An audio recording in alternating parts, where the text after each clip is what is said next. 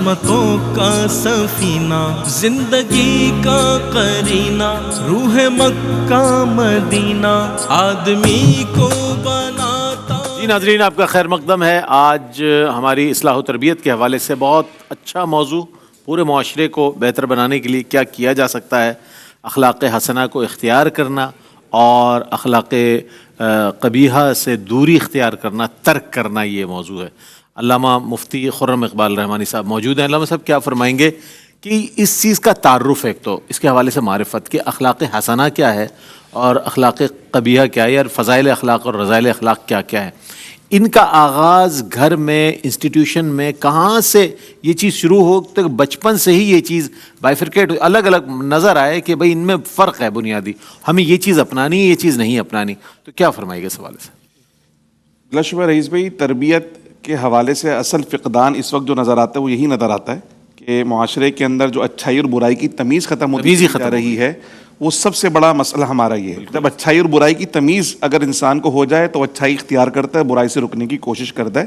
دنیاوی معاملات میں اس بات کو دیکھ بھی رہے ہیں اور سمجھ بھی رہے ہیں، جیسے ٹریفک کے قوانین کو ہم دیکھ لیں، جب سخت ہو گئے، پتہ چل گیا یہ اچھائی اور یہ برائی ہے، تو انہوں نے اختیار کرنا چلانا ہوا تو سب کے سمجھ میں آ گئی، برائی کو چھوڑنا شروع کر دیا ہے۔ تو سب سے پہلا جو میں سمجھتا ہوں جو ضرورت بنتی ہے، والدین کے اوپر سب سے بڑی ذمہ داری بنتی ہے،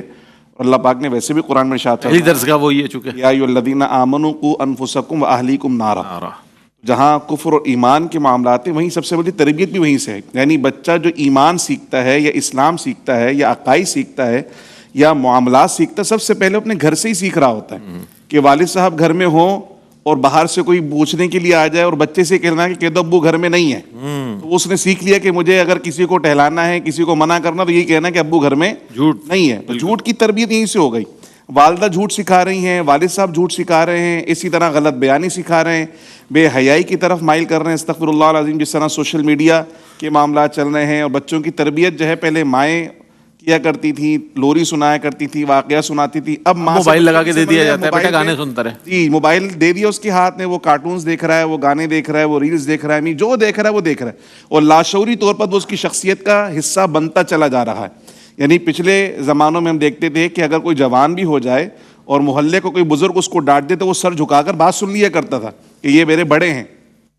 اور آج اگر باپ ہی اپنے بچے کو ڈانٹ دے نا، چھوٹے بچے کو، کہ اس سے کوئی چیز چھین لے کہ یہ موبائل مجھے دے دو تو میں نہیں دیکھنا، تو بچہ اتنے غلط انداز میں ریئیکٹ کرتا ہے کہ باپ بھی ڈر جاتا ہے کہ اتنا خوف سا ماں بولتی ہے کہ دیکھو یہ تو بگڑ گیا اور یہ اتنا غصہ کر رہا ہے، شدید غصہ، چڑچڑا پن کا مظاہرہ کر رہا ہے۔ پھر وہ علماء کے پاس آتے ہیں یا امام صاحب کوئی تعویذ دیتے ہیں، بچہ بہت ہمارا ضدی ہو گیا اور بہت زیادہ غصے میں آ گیا۔ تو اصل چیز تربیت ہے، یہ جو اخلاق حسنہ کی تربیت ہے یا رذائل اخلاق کی معرفت ہے، سب سے پہلا کام ماں باپ کا بنتا ہے کہ وہ اپنے گھر میں سکھائیں کہ یہ اچھی چیز ہے، یہ بری چیز ہے، سچ بولنا چاہیے اور جھوٹ سے اجتناب کرنا چاہیے۔ پھر اس کے بعد جس طرح گریجولی وہ اکیڈمکس کی طرف جاتا ہے، اسکولز میں جاتا ہے، مدارس میں جاتا ہے، اسی حساب سے اب عملی تربیت ہے کہ ایک چیز ہے حدیث شریف سنا دینا، قرآن پاک کی آیت بتا دینا، دوسرا اس پہ عمل کر کے دکھانا ہے۔ دوسری ہمارے پاس خرابی بالکل یہ آ رہی کہ ہم تھیوری تو بتا رہے ہیں لیکن پریکٹیکل نظر نہیں آ رہا کہیں، یعنی جو اخلاق کریمانہ کی تعلیم دے رہے ہیں، اخلاق حسنہ کی تعلیم دے رہے ہیں، خود وہ جو ہے وہ بیونڈ دا کیمرہ یا بیونڈ دا سین وہ اخلاق حسنہ کا جو ہے مظاہرہ نہیں کر رہے، عملی مظاہرہ۔ اس سے کیا ہو رہا ہے کہ بچے سمجھ رہے ہیں کہ بھائی یہ صرف سننے کے لیے ہے، اپنانے کے لیے نہیں ہے۔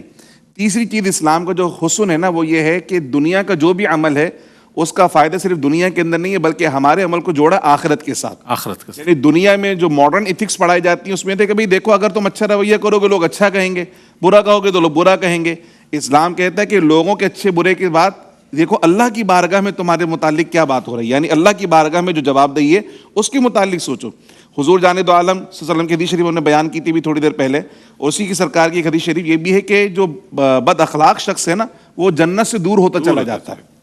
یعنی وہ کبھی جنت میں داخل نہیں ہو سکتا۔ اسی طرح حسن اخلاق جو ہے وہ میزان عمل میں تولا جائے گا باقاعدہ، اچھے اخلاق اگر ہیں تو وہ باقاعدہ میزان عمل میں تولے جائیں گے، یعنی لوگوں کے ساتھ جو میرا انٹریکشن ہے وہ بھی تولا جا رہا ہے، اس کا بھی وزن کیا جا رہا ہے۔ تو اسلام کی جو خوبصورتی ہے نا وہ یہ ہے کہ صرف دنیا کے اندر اچھا رہنا نہیں بلکہ دنیا کی اچھائی کو آخرت کے ساتھ کنیکٹ کیا ہے تاکہ بندہ آخرت کی جواب دہی کو بھی مد نظر رکھے اور دنیا کی مفادات کی وجہ سے حسن سلوک نہ اختیار کرے بلکہ اللہ کو راضی کرنے کے لیے حسن اخلاق کو اختیار۔ بہت اچھا۔ علامہ حافظ اویس احمد صاحب کیا پیغام دیجیے گا آج کے اس موضوع اہم موضوع کے حوالے سے؟ یہ بڑا بنیادی پہلو علامہ خرم صاحب نے اس کا ذکر کیا ہے بچوں کی تربیت کے حوالے سے. اس میں ایک پہلو کا میں یہ بھی اضافہ کرتا ہوں کہ محسوس یہ ہوتا ہے ہم معاشرے میں نا بچوں کو ہم بہت تصنع والا بناتے ہیں, بہت زیادہ بناوٹی بنا رہے ہیں بچپن سے ہی کہ بیٹا ایسے کر. آپ اس کی چھوٹی سی مثال دیکھ لیں, اگر مثال کے طور پہ ہم ان کو مقرر بھی بنا رہے ہیں تو اس کو ہم یہ سکھاتے ہیں کہ آپ نے 5 منٹ خوب جذبات دکھانے اور وہ 5 منٹ میں دنیا کو تہس نہس کرنا ہے. 5 منٹ کے بعد وہ اس کے بالکل اپوزٹ دنیا میں چلا جائے گا. بالکل ایسے. تو یعنی کسی بھی چیز میں ہم جب بچوں کی تربیت کریں نا, ہم گلی میں ہمارا یہ اعلان مشہور ہوگا کہ میرے بچے کو جس نے ہاتھ لگایا میں اس کو تہس نہس کر دوں. اب اس میں جو بچہ ہے نا وہ سمجھتا ہے کہ ہر چیز میرے لیے حلال ہے, میں گالیاں دوں, میں کسی کو کچھ بھی کروں, بد اخلاقی بڑوں کے ساتھ کروں, میرا باپ ہے نا, میرا بھائی ہے نا, بلاتا ہوں بھی باپ. تو بچوں کو ہم ایک بڑی مصنوعی دنیا میں ان کی زندگی گزارتے ہیں, ہم خود خراب کر رہے ہیں, خود خراب کرتے ہیں ان کو, نہ ان کو عاجزی سکھاتے ہیں. پھر بعد میں تعویذات جیسے بچوں میں حسد جیلسی ہو جاتی ہے, اس میں ہم یہ توجہ نہیں کرتے کہ یہ کیوں پیدا ہو رہی ہے, اس بچوں کو بتائیں کہ یہ چیز بہت بری ہے. تو یہ بہت ساری چیزیں بچوں کی تربیت میں بڑی باریک بینی کے ساتھ ان کو عاجزی سکھائیں, ٹھیک ہے نا, بچوں کو تقسیم کرنا سکھائیں, ان کو سخی بنائیں, بچوں کو ان کے ہاتھوں سے صدقہ کرائیں,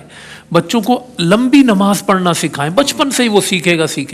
اس کو اچھی طرح, صفائی بھی اخلاق میں ہے نا, بچوں کو صاف ستھرا رہنا سکھائیں, ان کو با اخلاق رہنا سکھائیں. یہ ساری چیزیں گھر سے ہی شروع ہوتی ہیں. تو اس میں بڑی باریک بینی سے بچوں کی کیفیات کو ملحوظ خاطر رکھنا پڑتا ہے, وگرنہ کہیں پر بھی ان کی طبیعت میں ان بیلنس ہو گیا معاملہ تو وہ پھر ایک طرف کو اگر نکل گیا اور دوسری سمت اس نے چھوڑ دی تو وہ بگاڑ کبھی بھی اس کی شخصیت سے جو ہے نا وہ نکل نہیں پاتا ہے. بالکل صحیح فرمایا. علامہ لیاقت صاحب, کیا پیغام دیجیے گا؟ آج کا یہ موضوع آپ تینوں حضرات نے بہت اچھے انداز میں اس پر روشنی ڈالی اور بہت مفید کلمات ارشاد فرمایا, پیغام دیجیے گا. میں سمجھتا ہوں کہ جس سے ہم نے آغاز کیا تھا کہ اخلاق اللہ تبارک و تعالیٰ کی نعمتوں میں سے ایک بہت بڑی نعمت ہے, اور یہ رب تبارک و تعالیٰ, اس کی 2 صورتیں ہوتی ہیں, یا تو انسان اس کے لیے کسب کرتا ہے, کوشش کرتا ہے, سعی کرتا ہے, یا رب تبارک و تعالیٰ کی طرف سے کچھ ودیت ہوتی ہے کہ انسان کے مزاج کے اندر, طبیعت کے اندر صافی ہوتی ہے, پاکی ہوتی ہے, نرمی ہوتی ہے. اور وہ جو اللہ کے نبی صلی اللہ علیہ وسلم نے فرمایا کہ اپنے لیے جو تم پسند کرتے ہو اپنے مسلمان بھائی کے لیے پسند. بالکل. اور جب یہ معیار ہو جائے تو پھر انسان کوئی بھی غلط سوچنے اور کرنے سے پہلے یہ دیکھ لے کہ یہ پلٹ کے میرے پر بھی آئے گا. اور یہ ہوتا ہے سوسائٹی کے اندر, آپ کچھ بھی کر لیں, کتنے تیز ہیں, ہوشیار ہیں, آپ کی چالاکیاں ہوشیاریاں ساری گما پھرا کے تلک الیام نداولھا بین الناس, پلٹ کے آپ کے اوپر سر پر آتا ہے. تو اس لیے میں سمجھتا ہوں کہ انسان ہر چیز, ہر لفظ کو بولتے ہوئے یہ سوچے, ما یلفظ من قول الا لدیہ رقیب عتید, کوئی کام کرتے ہوئے سوچے کہ دیکھو یہی اگر میں ان کی جگہ ہوتا تو میرے ساتھ کیا معاملہ ہوتا. یہ اگر کرے گا تو میں سمجھتا ہوں کہ سوسائٹی کے اندر بہت بہتری آ. بہت شکریہ ادا کروں گا علامہ لیاقت حسین اظہری صاحب, علامہ حافظ اویس احمد صاحب اور مفتی خرم اقبال رحمانی صاحب, بہت اچھے کلمات آپ نے ارشاد فرمائے. ناظرین محترم, آج کل گھرانے میں, خاندانوں میں, آفیسز میں, اداروں میں, جہاں جہاں دیکھیں آپ, وہ شخص جو چرب زبان ہوتا ہے, جو جھوٹ بولتا ہے, جو چیٹ کرتا ہے, یا جو بہت زیادہ لوگوں کو گمراہ کر سکے یا لوگوں کو اپنے شیشے میں اتار سکے, سمجھ لیں, تو وہ بہت زیادہ پرومیننٹ نظر آتا ہے نا, وہ ہے بندہ. تو کوئی شخص نمازی, پرہیزگار ہو, اخلاق اس کا اچھا ہو, بہت اچھے انداز میں اس سب سے میل جول رکھتا ہو اور بہترین اخلاق کے ساتھ لوگوں سے ملتا ہے, لوگ کہتے ہیں یار سیدھا آدمی, اس سے کیا بات کرنی. تو ہمارے ہاں ہم نے اپنے پیرامیٹرز الگ الگ کر لیے. ہمارے ہاں جو مقیاس ہے, جو میزان ہے ہماری, وہ مختلف ہے, ہماری ترجیحات الگ ہو گئی ہیں. جبکہ ہمیں ان لوگوں کو زیادہ فوقیت دینی چاہیے کہ جو صحیح معنوں میں اخلاق حسنہ پر عمل کر رہے ہیں, قرآن کی دیے ہوئے احکامات پر, نبی کریم علیہ السلام کی تعلیمات کے مطابق اپنی زندگی گزار رہے ہیں, انہیں ہمیں فوقیت دینی چاہیے معاشرے میں. لیکن افسوس کے ساتھ کہنا پڑتا ہے, صد افسوس اس بات پر ہے کہ اس سے برعکس جو لوگ اپنا کیریکٹر پیش کرتے ہیں ان کو بہت زیادہ معاشرے میں عزت بھی دی جاتی بظاہر کہ بھائی اس شخص سے بات کر لو, وہ تمہارا کام کرا دے گا, یا اس کے پاس چلو, وہ اس تمام چیزوں کو یار وہ بس ون ان اونلی ہے, سمجھ لیں. تو یہ چیز جو ہے نا ہمیں دیکھنی چاہیے کہ ہم جا کس طرف رہیں, ہمارے دین ہماری کیا رہنمائی کر رہا ہے, نبی کریم علیہ السلام کی کیا. اب دیکھیں نا, نبی کریم علیہ السلام خود قائد ہیں, عظیم قائد کی حیثیت سے, لیکن سرکار علیہ السلام کی جتنے کمپینینز ہیں, خلفائے راشدین المہدیین رضوان اللہ تعالی علیہم اجمعین کو دیکھ لیں کہ حضور علیہ السلام تشریف فرمائے, لیکن سب کا اپنا اپنا ایک کیریکٹر الگ تاریخ نے لکھا ہے کہ سیدنا صدیق اکبر کی کیا تواضع تھی، سیدنا عمر فاروق رضی اللہ تعالیٰ عنہ کا کیا معاملہ تھا، سیدنا عثمان غنی کی کس قدر سخی تھے، مولا علی کے کیا معاملات تھے، علم بھی ہے، مرتبہ بھی ہے، تقوی بھی، سب کچھ ہے، لیکن ان میں ترحم کتنا ہے، ان میں عاجزی کتنی ہے، ان میں پیار کتنا ہے، محبت کتنا ہے، وہ جانتے تھے کہ ایک مسلمان دوسرے مسلمان کا بھائی ہے، اس اعتبار سے وہ زندگیاں گزارتے تھے، اتنی عزت دیا کرتے تھے، جس کی جتنی ڈیو رسپیکٹ ہے ضرور دیں، اور خاص طور پر ینگسٹرز کو، یوتھ کو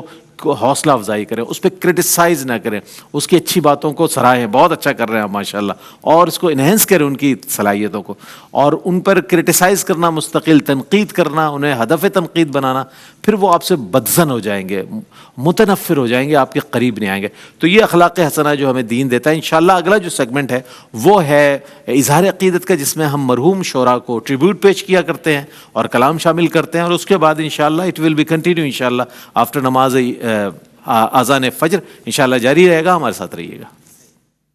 رحمتوں کا مہینہ، عظمتوں کا سفینہ، زندگی کا قرینہ، روح مکہ مدینہ، آدمی کو بناتا ہے